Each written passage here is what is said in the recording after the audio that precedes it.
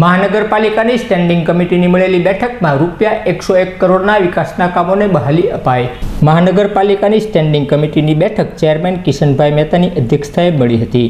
આ બેઠકમાં ડ્રેનેજ વિભાગ માટે compound wall, drainage line upgradation, તિલકનગરમાં ઢોરનો ડબ્બો બનાવો, પેવર બ્લોક, આરસીસી રોડ તથા મેટલ ગ્રાઉન્ડિંગ, પેવર બ્લોક, વિધવા બહેનોને 1.5 લાખ આવક હોય તે બહેનોને મિલકત વેરામાં ટેક્સ મુક્તિ આપવી, તદુપરાંત મોક્ષ મંદિર, કબ્રસ્તાન અને દફનભૂમિને 2 લાખ રૂપિયાની સહાય સહિતના 142 કામોની ચર્ચા કરવામાં આવી હતી। બાદ તમામ કાર્યોને મંજૂર કરવામાં આવ્યા હતા।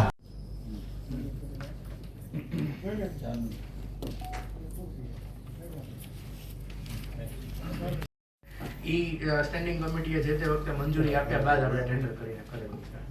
અત્યારે સાહેબ અપડેટ આપી દઉં, આપણે જે તે વખતે જે ખાલી રોડ પૂરતું નહીં, આજુબાજુના સર્વે નંબર આ બધી રીતે જોઈ લેજો, જ્યાં તમને અત્યારે જરૂર દેખાય એની સ્ટ્રોમે જોઈ લેજો।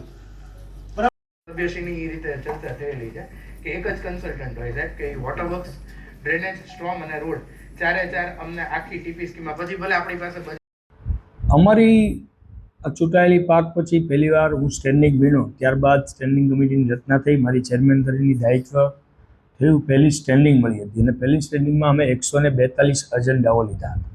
તમામ 142 એજન્ડા અમારી કમિટી દ્વારા મંજૂર કરવામાં આવ્યા છે।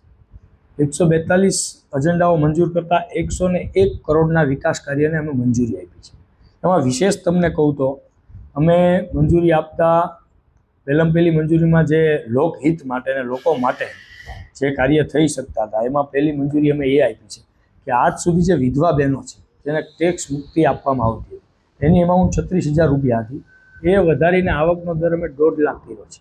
જે લોકોની 1.5 લાખ સુધીની વિધવાની આવક હશે એને અમે ટેક્સમાંથી મુક્તિ આપશું, 36,000ને બદલે 1.5 લાખ સુધી લઈ ગયા છે અને એને અમે અધ્યક્ષ સ્થાનેથી મુદ્દો લીધો છે। ત્યારબાદ જે અત્યારે બસ નવી આવી છે અને નાનામાં નાના લોકો એનો ઉપયોગ કરી શકે અને સારામાં સારી રીતે એની અંદર ઉપયોગ થાય, બસનું એક પણ સામાન્યમાં સામાન્ય વ્યક્તિ એનાથી વંચિત ન રહે અને નાનામાં નાના માણસ સુધી આનો લાભ પહોંચે એ માટે અમે માસિક ભાવ જે 500 રૂપિયા હતો તે ઘટાડીને 300 રૂપિયા કર્યો છે।